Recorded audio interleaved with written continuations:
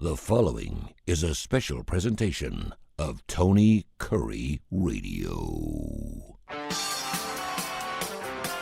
Want the real story behind the sound bites and headlines?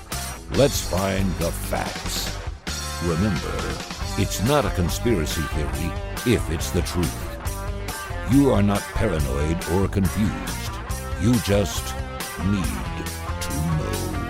Hello again, everybody. Kip Keefer on TKR with another edition coming up of Need to Know. We get together on Monday mornings to put this show on the air, and appreciate everybody who tunes in and hopes that they will have a pearl of wisdom to take away at the end of each program. I try to do what I can, and I've got a good theme for this week's show because I don't have anything specifically to zero in on except for just overall kind of, I don't know what you want to call it, mayhem, madness, normality, life as we know it. The theme today of the program is It's a Crazy World. And that certainly doesn't narrow it down because that pretty much describes every aspect of our current life.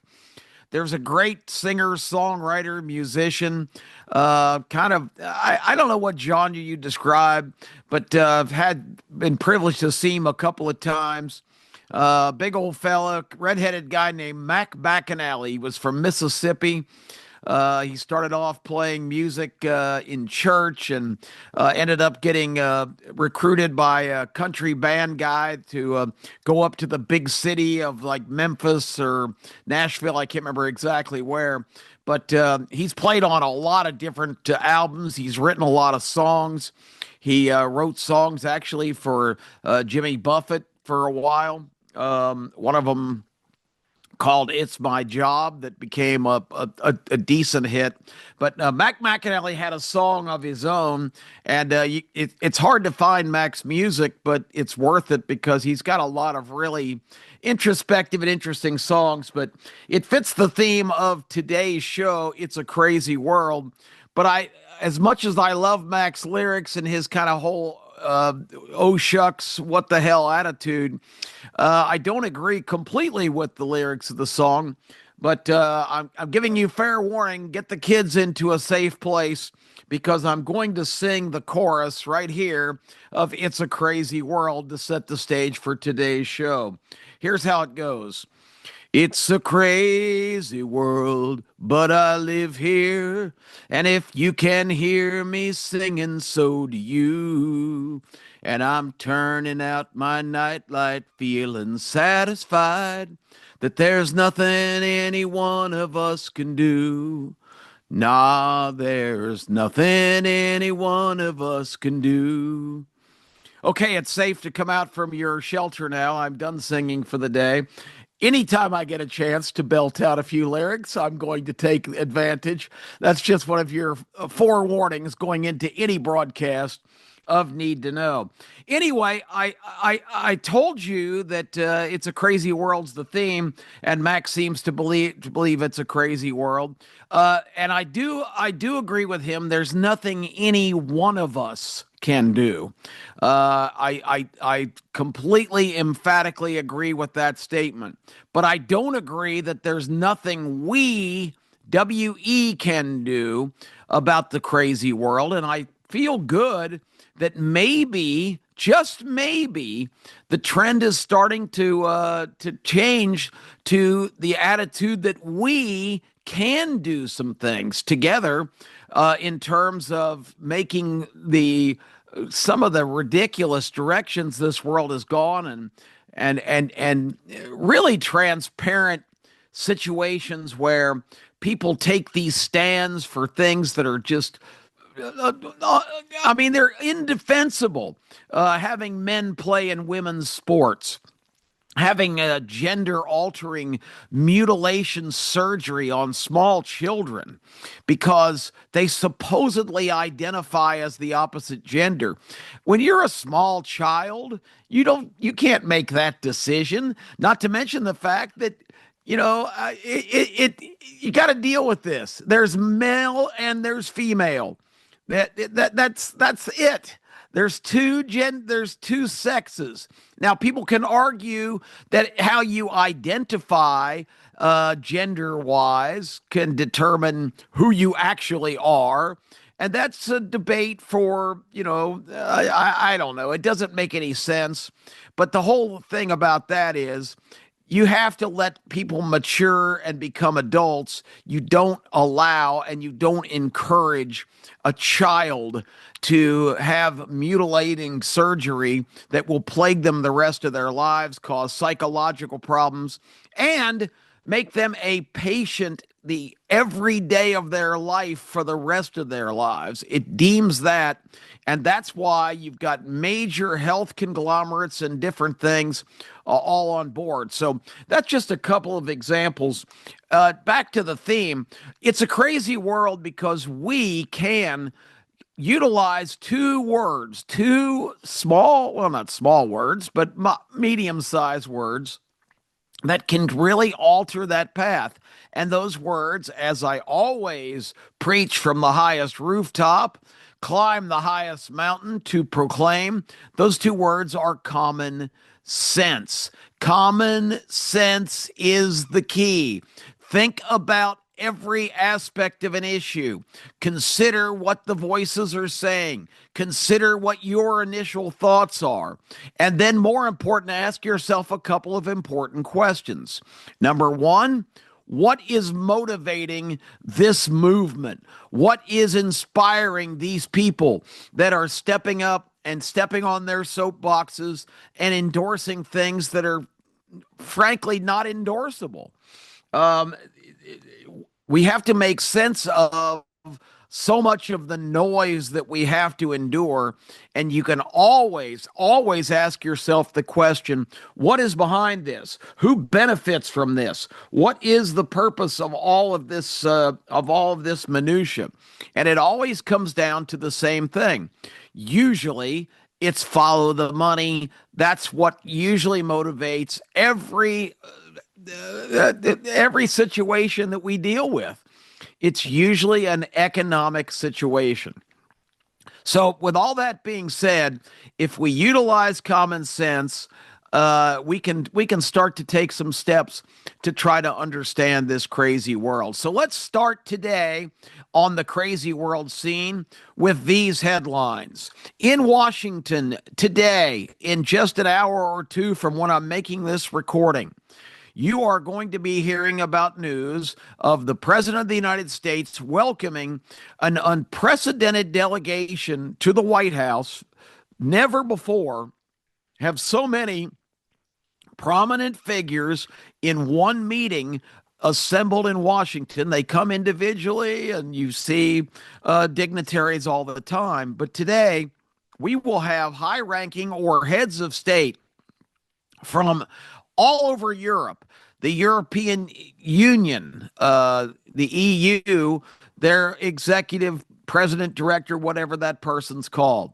You will have the executive secretary of NATO, the North American Treaty Organization. You also will have the heads of state from England, from France, from Italy, from Germany, from Finland. If I left anybody out, my apologies. But that's the gist of the all-star roster. And you will have Zelensky, the president of Ukraine, because the topic on the table today with President Trump is to talk about the Ukraine war. And just about all the time that I've been coming to you on Need to Know here on TKR, I've been talking about the Ukraine war and all of the situations relating to it. And to circle back to the theme I just encourage you to do, let's take a look at the Ukraine war against Russia. Russia's certainly the instigator.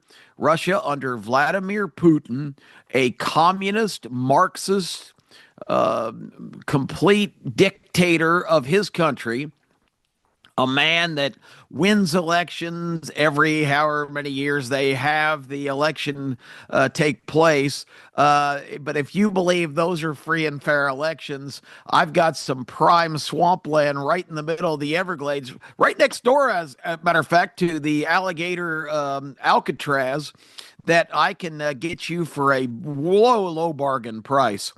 Uh, Vladimir Putin. Let's talk about Vladimir Putin first. The first of the principles. Donald Trump met him on a American Air Force base in Alaska last Friday, just a couple of days ago. And they had a 3 hour session to talk about what it would take to get Russia to cease the aggression against Ukraine. And Vladimir Putin, a communist, a Marxist, the head of the country of Russia, no longer the Soviet Union. But don't forget what Vladimir Putin's background was. He was a high ranking KGB operative. That's the equivalent in Russia to our CIA. These are the intelligence guys. These are the developers of all kinds of theories about how they can keep their place in the world, how they can, steal information, how they can engage in espionage. These are the spies. These are the plotters. These are the lifeblood of really the side of government that is the shadiest, and they're involved in political manipulation, assassinations, regime changes, tinkering with all the rest of the world, supposedly in the interest of their countries. That's where Vladimir Putin came from. And he rose to power after a series of things, including Ronald Reagan telling Premier Gorbachev, who he had developed a real close personal relationship, Mr. Gorbachev, tear down this wall, ordering the Russians to go ahead, tear down the barrier in the middle of Berlin between East and West Germany that existed for so many years. And because of the big stick that Ronald Reagan wielded at that time, and the big stick was the ability to economically completely impact the Soviet Union at the time. The Soviet Union was a colossal failure. It was a runaway train about to go off the cliff because the economy, the whole program of socialism, which was the beginning of the Bolshevik Revolution in the 1917, that had really transformed to a vicious and brutal dictatorship, starting under Lenin, but his successor, Joseph Stalin, took it to a whole new level. Millions of Russians were starved, murdered, sent to God-forsaken places where they were sent basically to die in Siberia and other places in exile. This is one of the most evil regimes in the history of our world. But eventually, those kind of regimes die out on their own because they cannot be economically sustainable.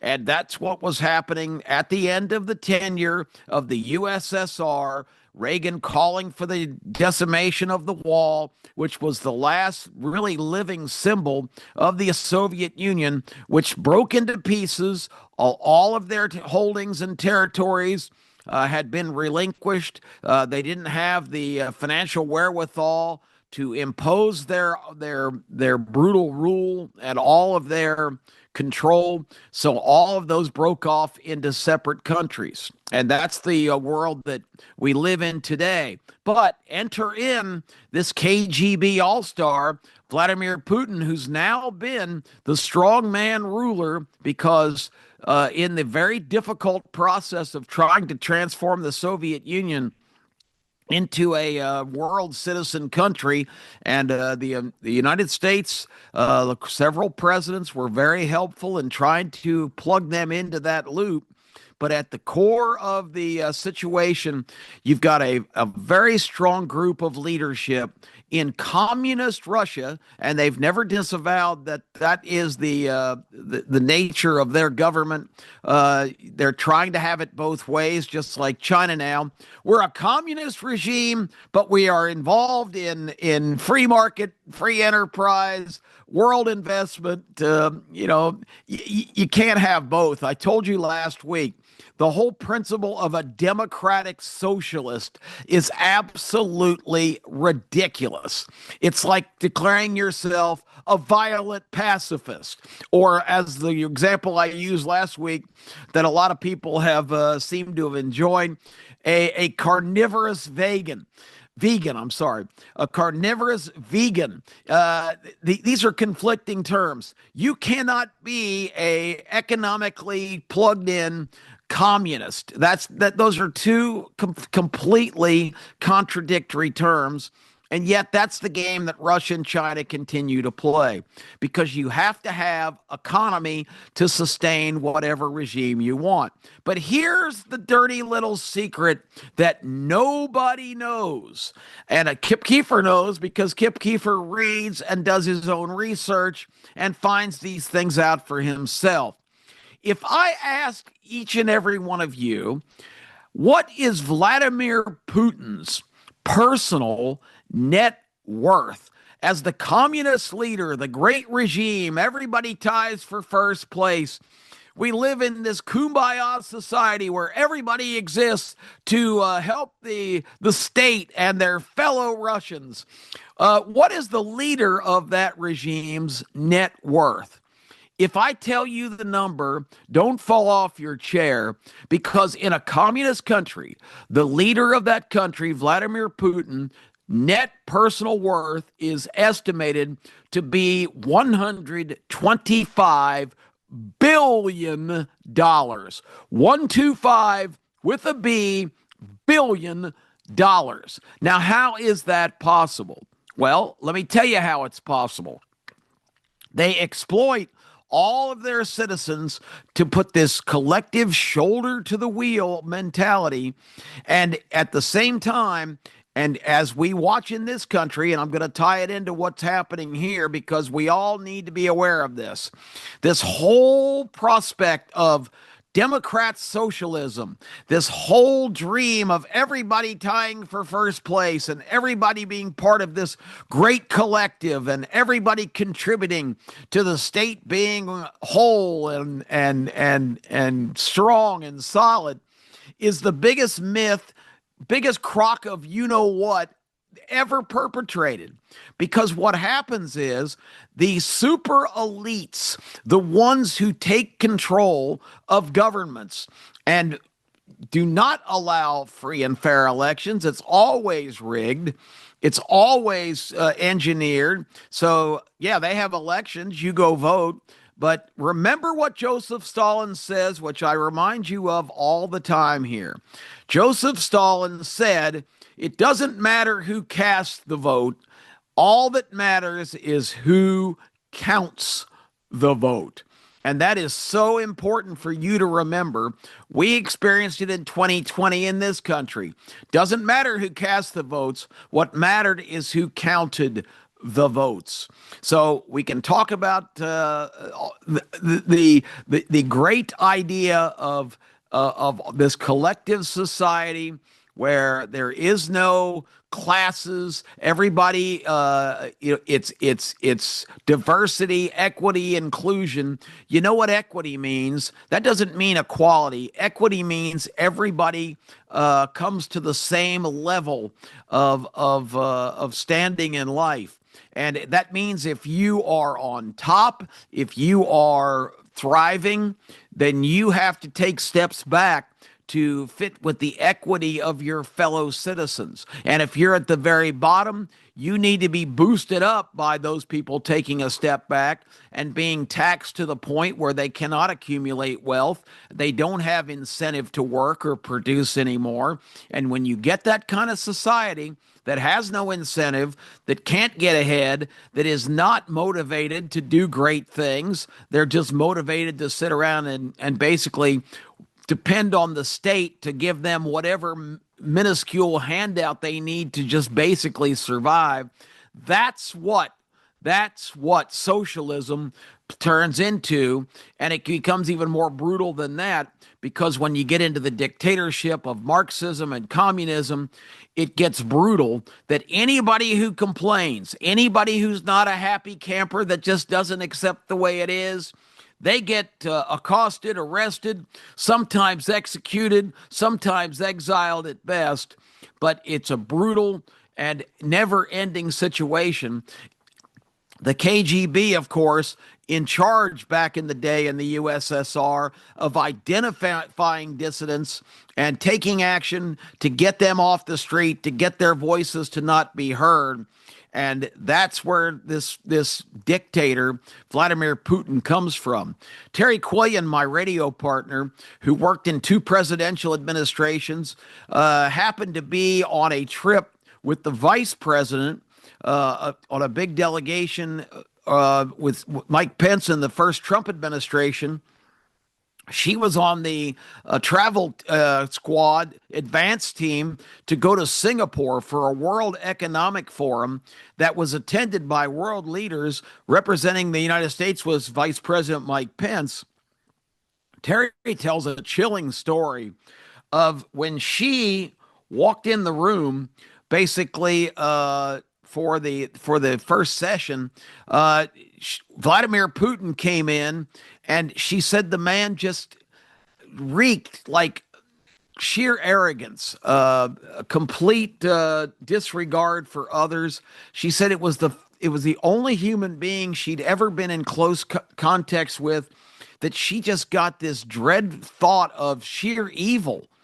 That's what this guy projected to her, and she said the whole time she was in the room, she was uncomfortable, like he was some otherworldly figure from the wrong side of the otherworldly ledger. But that was her impression of him, and I trust Terry's instincts. She has had a long career, basically, of assessing people, and she was a crisis communications expert, and that was her initial opinion of Putin. But here's a guy that is presiding over a communist country with a net worth of $125 billion. I have come across, he has got like 4 different homes in Russia. Of course, the claim is they belong to the state, but he's the one who utilizes them. This is a country where there's abject poverty. The economy is just absolutely awful. He has sent millions to their death in this war in Ukraine, because what he dreams of, what he aspires to do, is to revive the once mighty Soviet Union and start to recapture those territories that were taken away with the crumbling economically of the USSR. And he believes passionately that Ukraine is not a separate country. It is traditionally Russian territory, and he has taken the steps over the last couple of years to try and militarily make that country collapse. The predictions were by experts, and certainly was Putin's opinion, that Ukraine would fold in a very short period of time. But that's not happened because the Ukrainian people are fierce. I remember we used to joke, we played a game called Risk, which was a big global like war game, board game.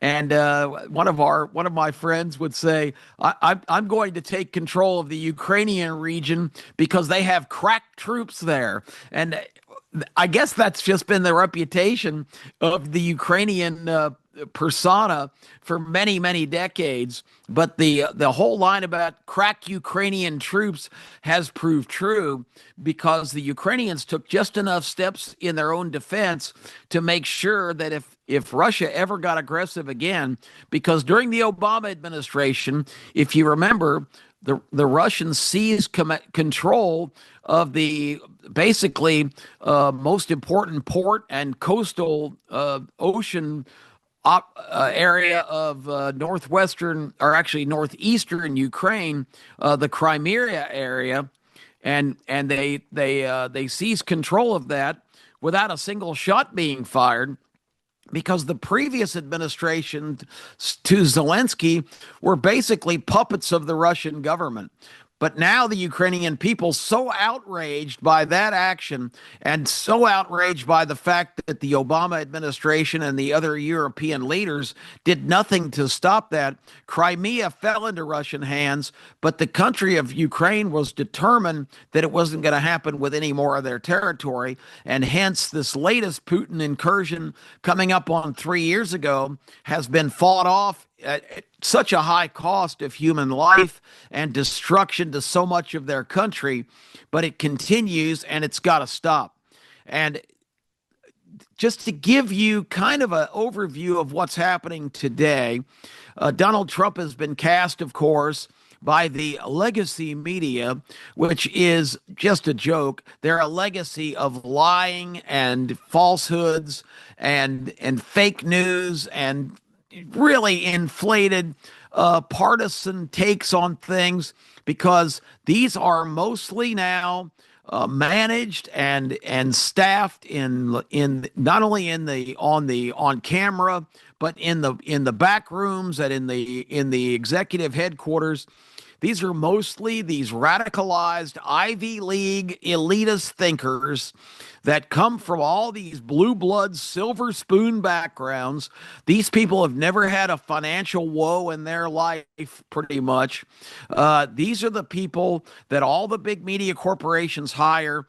They are singing from the same hymnal as the far, far progressive left and telling you things that are just so totally not true.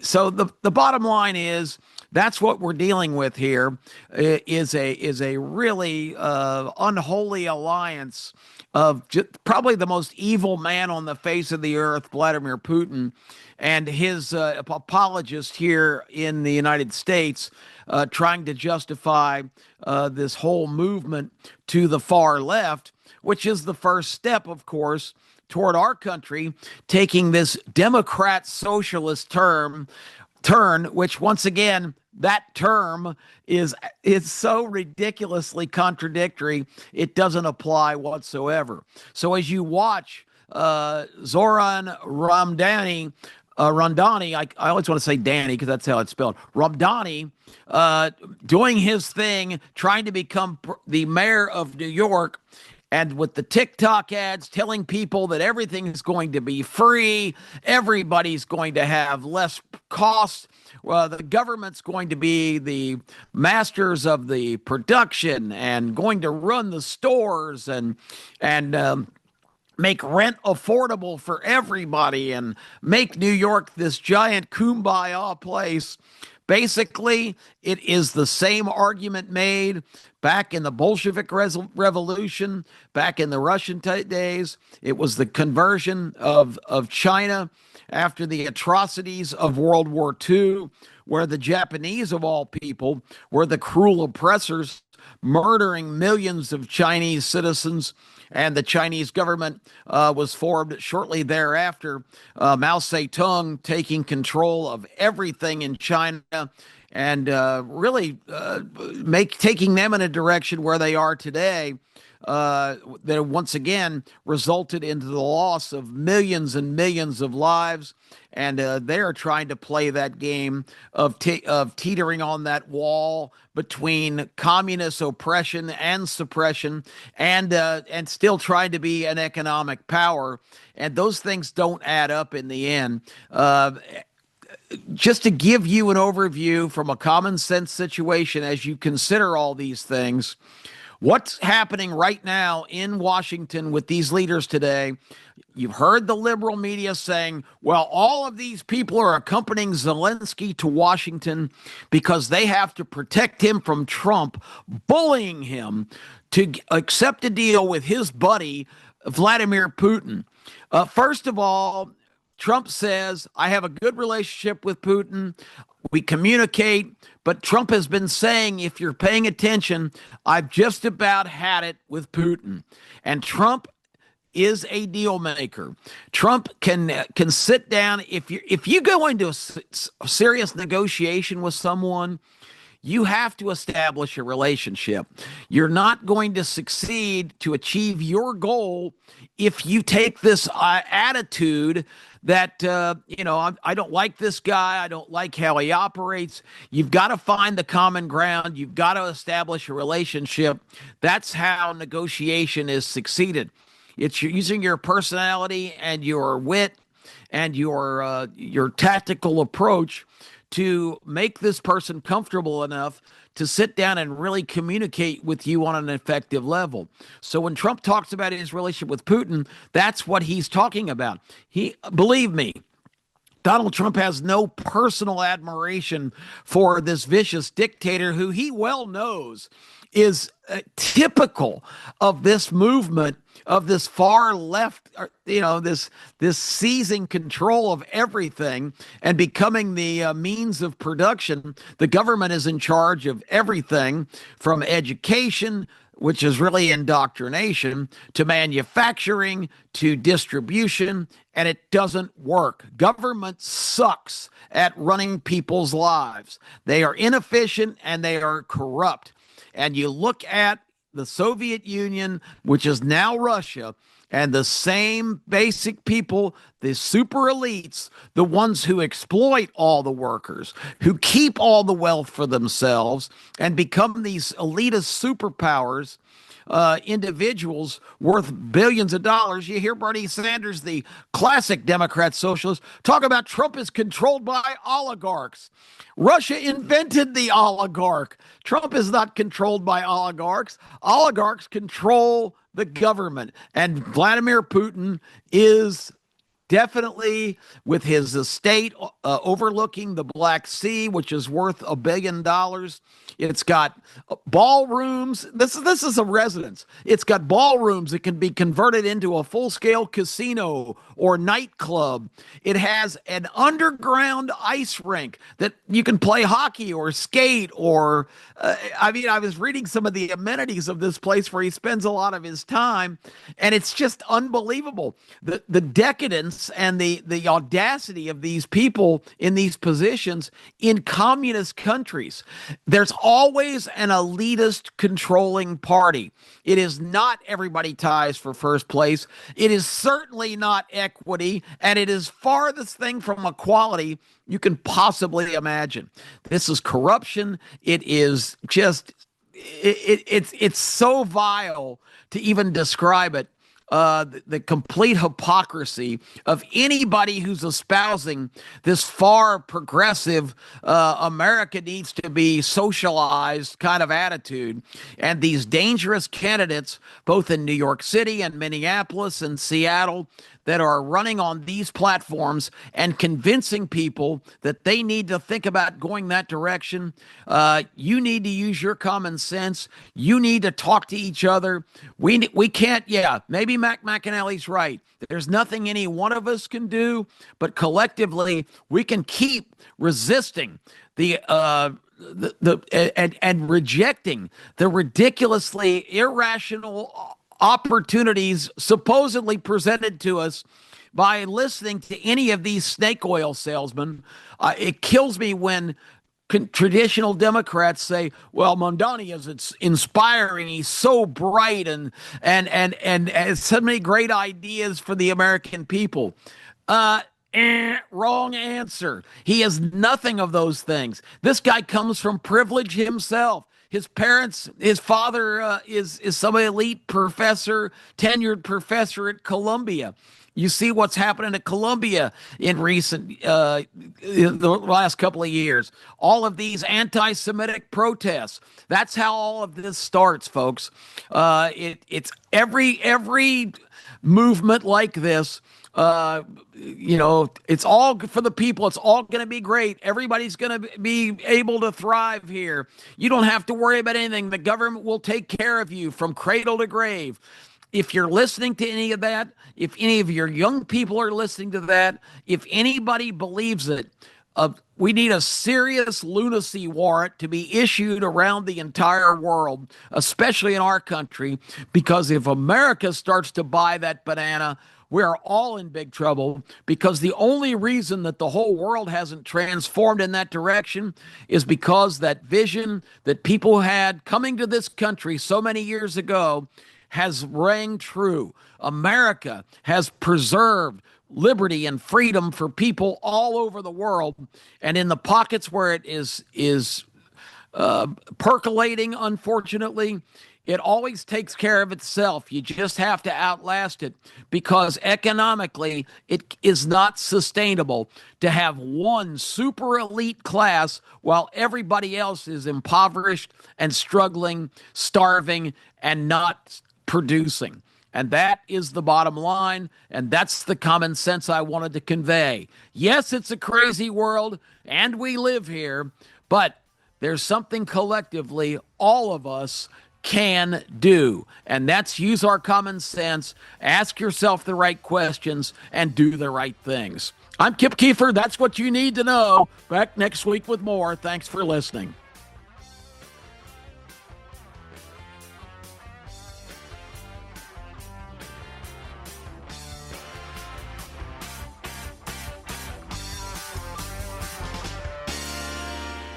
This has been a special presentation of Tony Kurre Radio.